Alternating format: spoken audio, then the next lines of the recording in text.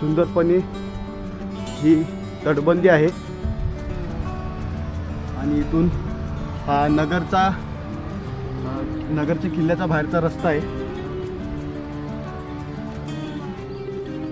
आपण नगरच्या किल्ल्यामध्ये आहोत आणि हे जसं देवगिरी किल्ल्याला खंदक खोदलेलं होतं तशाच प्रकारचं हे खोल असं खंदक आहे। इथं कोणी बी हे खंदक पार करून येऊ शकत नाही सुंदरपणे। आणि इकडच्या साईडला पूर्णपणे तटबंदी आहे आणि हा बाहेरचा एक रस्ता आहे आणि असं खोल असं हे खंदक आहे।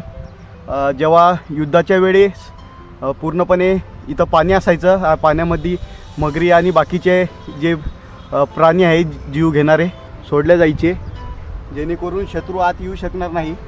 तर हळूहळू आपण आता एक्सप्लोर करत जाणार आहोत।